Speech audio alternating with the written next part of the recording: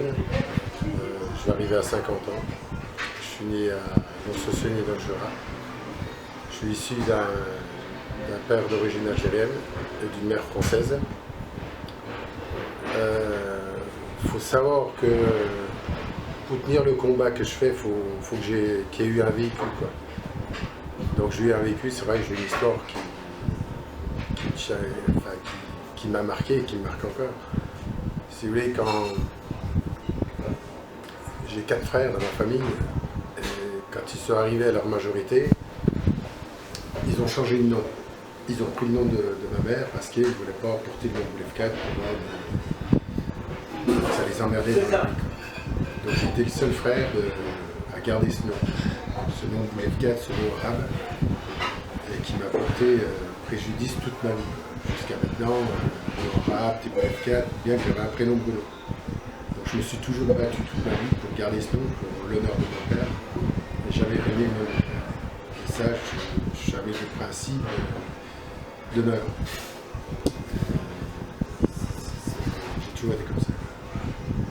Si vous voulez, bien qu'après mon histoire, quand il m'est arrivé ça, si vous voulez, j'ai eu du mal à accepter, j'ai même pas vu ce qui m'est arrivé, j'ai fait une dépression, j'ai perdu 16 kilos. Il y a un moment, je ne pouvais plus mettre un pied par terre, je ne pouvais plus regarder ma femme, je ne pouvais plus regarder ma fille, je ne pouvais plus me regarder une glace. À ce moment-là, j'ai commencé à toucher la peau du suicide. J'étais au bout, quoi. Le jour où je suis descendu devant la banque, j'avais accepté le combat. Ni mort, de toute façon, j'avais accepté la banque. Donc je suis descendu devant la banque avec 5 litres d'essence.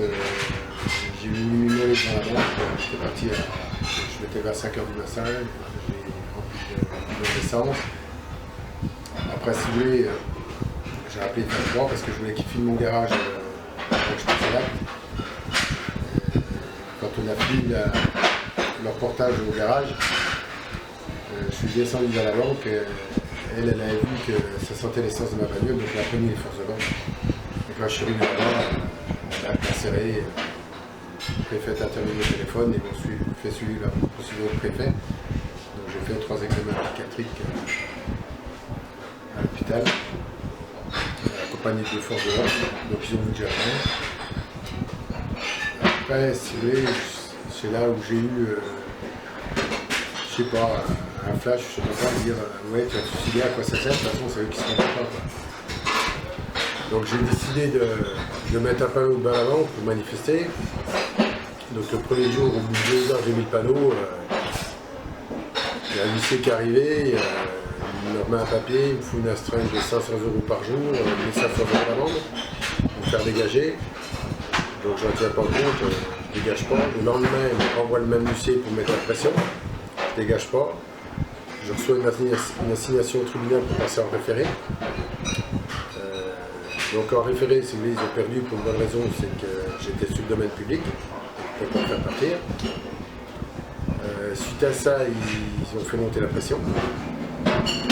Ils ont convoqué ma femme avec mon avocat pour essayer de lui faire signer un papier pour me faire hospitaliser d'office. Après, ce qu'ils ont fait, ils m'ont envoyé encore 2 fois un huissier pour mettre la pression. Après, ils sont venus chez moi, ils m'ont estimé mes biens. Après, ils se sont attaqués à ma femme qui avait une autorisation de découvert. Elle était dans l'autorisation, ils m'ont pété un chèque de 60 € pour qu'elle soit interdit bancaire. Après, qu'est-ce qu'ils m'ont fait? Ils sont venus chez moi, ils m'ont pété ma porte pour estimer mes biens avec un serrurier pendant que j'étais pas à la maison. Après, ils ont porté plainte pour diffamation tentative d'extorsion. J'ai été convoqué au commissariat, j'ai fait ma déclaration. J'ai eu l'appel du référé, donc ils ont perdu. Donc ils ont fait appel. Donc l'appel ne m'est passé ensemble, donc ça a duré 8 mois. Pendant 8 mois, j'ai vécu l'enfer. Ils m'ont envoyé des huissiers. Toutes les semaines, ils m'ont faire le constat d'huissier. Ils ont été capables de me laisser crever sur le trottoir au moment de Grègue. Ils ont écrit 2 fois au maire, 2 fois au préfet. Le préfet n'a pas pris parti ni le maire. Et quand c'est arrivé pour Noël, ils avaient monté une patinoire devant la Société Générale. Donc là, si vous voulez, le maire, il a changé d'avis. Voilà, il a dit, monsieur Boulevkat, rendez-vous le panneau, parce qu'il y avait machin, tout, parce qu'il y avait une patinoire qui s'en allait. Donc je me suis exécuté, j'ai enlevé mes panneaux et je suis passé home sandwich. Donc je suis resté devant la banque. Après on a eu la réponse du référé au mois de février 2013, donc le tribunal m'a donné raison. Donné raison au droit de rester, mais en plus la plainte pour diffamation tentative d'extorsion n'a pas été recevable. Parce que j'avais un rapport du tribunal de commerce, de ce que je dis, c'est vrai. Donc j'ai appelé la préfecture de Paris en disant que j'allais venir à Paris. Donc j'avais tout donné mes papiers et tout. Quand je suis arrivé à Paris, je suis passé à la préfecture, ils m'ont dit ouais, la Société Générale a appelé 2-3 fois, ils ont peur de vous, parce que vous allez venir dans la banque. De toute façon, moi j'avais tout fait mes papiers avant, donc pas de problème. Donc je suis arrivé devant la banque, il y avait déjà 6 vigiles devant la banque qui m'attendaient avec des oreillettes en me disant il faut reculer votre chaise d'un mètre. J'ai commencé à mettre la pression. J'ai dit attends, tu veux mettre la pression, déjà tu ne pas, puis je te connais pas, puis des mecs comme toi, j'avais déjà filmé 9 ans, donc vous n'allez pas m'impressionner. Hein. Le lendemain, j'ai mis mon panneau, ma chaise, mon parapluie, il neigeait plein temps, j'ai été m'absenter puis ça pour boire un café, je suis revenu, ils m'ont prêté ma chaise, mon parapluie, je dégage quoi. Dans tous les cas, je suis pas parti, je suis resté devant. Quand je me suis battu pour mettre à mon compte, si vous voulez, j'ai voulu faire une revanche sur ma vie, par rapport à mes frangins, par rapport à mon nom que j'ai voulu garder et qui sont pas voulu. Je me suis battu toute ma vie pour arriver à quelque chose, dire c'est pas parce qu'on est un arabe qu'on ne peut pas arriver à quelque chose. J'avais pris des vacances, j'ai bossé toute ma vie, mon affaire c'était mon bébé quoi. C'était ma vie, c'était une passion avant autre chose. Quoi.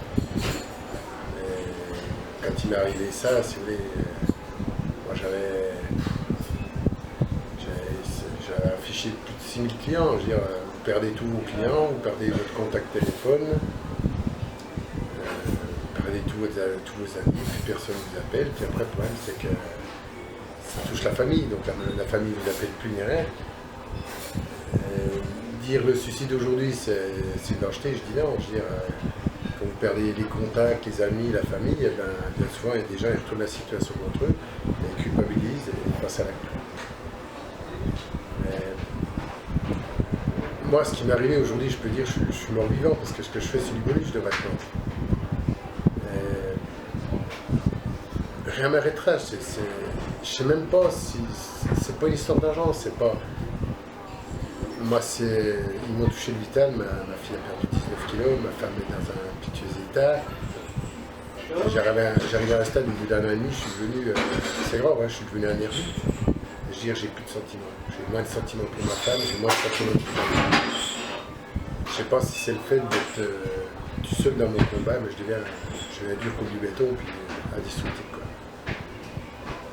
Le combat, non, je dis, ça s'arrêtera pas, c'est clair. C'est même pas. Le tribunal va passer au tribunal, mais ça ne change rien. Ils m'ont tout détruit, quoi. C'est des trucs. C'est comme s'ils avaient enlevé un rat à ma fille, à ma femme, quoi. Parce que avant le litige, ta situation financière, elle était comment? Tu vivais comment? Je gagnais 6 000 € par mois, quand même. Je gagnais 6 000 € par mois. Puis disons, avec ma femme, ma fille, c'était pas. Mais bon, quand ça a eu ça a bouleversé toute la famille. Il n'y aura jamais de réparation, même pas d'histoire d'argent. J'aurai toujours cette cicatrice. Quoi. C'est pour ça que dans tous les cas, j'ai tout perdu, donc j'ai plus rien à perdre. Mais même qu'ils me dédommagent sur ce qu'ils m'ont fait, ça ne change rien pour moi. Hein. Mais vous pensez déjà qu'il y aura une révision de votre cas? Oui, mais même si j'ai gagné trop, ça ne change rien. Je veux dire, moi, ils m'ont pourri ma vie, je leur pourrais. Je jugerai à un moment voulu dire, si vous voulez, j'ai passé le relais.